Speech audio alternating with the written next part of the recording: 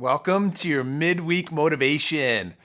Wherever you're at, hopefully you're having a great week. Here in Minnesota, we're having a fantastic week. In fact, just yesterday, today's Wednesday, yesterday was Tuesday, we got 7, maybe 8 inches of snow on October 20th. It's about a month early. We typically don't have something like that till you get to mid-November, but it's something that's exciting. There's energy in the air. Can you feel it? Well, maybe you can, wherever you're at, whatever you're going through right now, maybe you can feel it. And what am I talking about it? What's the energy that's out there right now? Well, there's a movement taking place. Have you seen it? Can you feel it? Do you understand it? Well, what movement am I talking about? Well, you know what? There's this underlying movement in our culture that I'm not sure that anybody else has noticed. There's a couple people that have commented on it, but it's something that I'm intrigued by, and that's this movement backwards. There's a movement backwards in our culture today where we are reclaiming things from the past.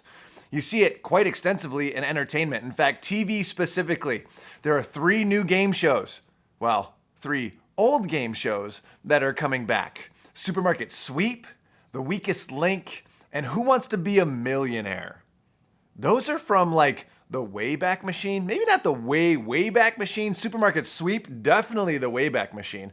But those are old, and yet they're new. Same thing in music.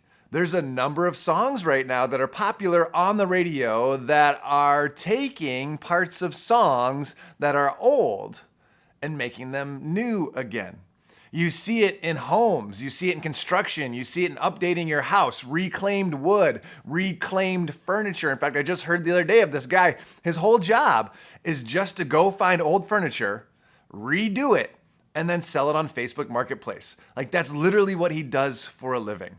Old is new again. There's a movement backwards. And there's an energy about it. There's an excitement about it because the nostalgia of those things hits people like me and it's like, oh yes, we get to do this again.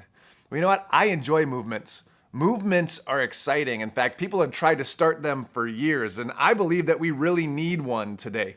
Not necessarily a movement forward, but a movement backwards, specifically in the church.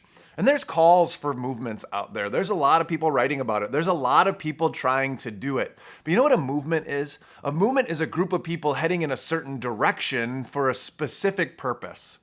A group of people heading in a certain direction for a specific purpose. It's not a building. It's not an organization. It's not an institution. And here's where I think the church is failing. We're building all of those things. We're focused on buildings. We're focused on organizations and names. And we're focused on institutions.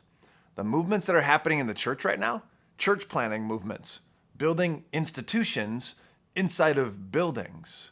Is that what we should be doing? Not that we should be planning churches. We should definitely be planning churches. But I think planning churches shouldn't be the focus.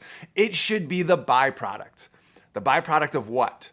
Changing lives. And that's what we should be focused on. And that's the movement that I'm proposing that we start. A movement, once again, to change lives. How? Not by necessarily going forward, but by going backwards. And what's the first thing that needs to happen in this movement? I believe it's this. We need to reclaim an understanding of image. That you and I are in an image-driven culture, that we are driven by images all around us.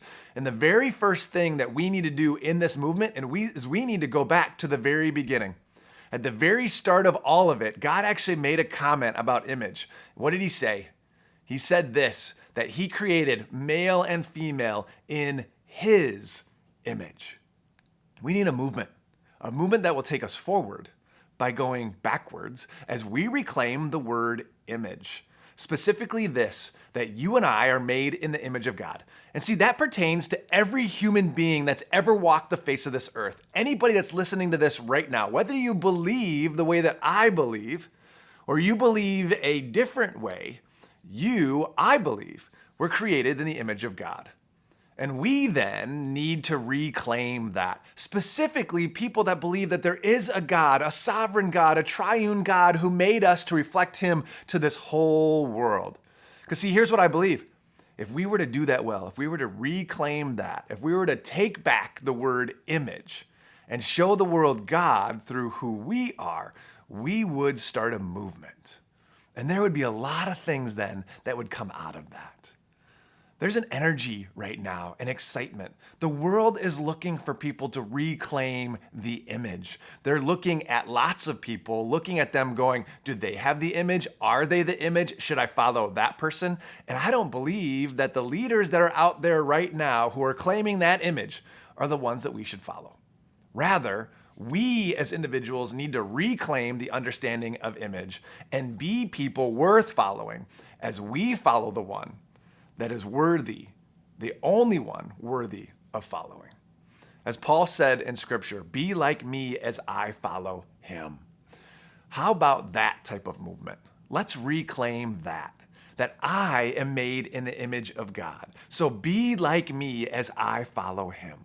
So that's my challenge to you this week. Let's start a movement that goes back to the very beginning, understanding that we're made in the image of God, and then pushes us all forward as each and every one of us says, be like me as I follow him. So your challenge this week, do you look like God?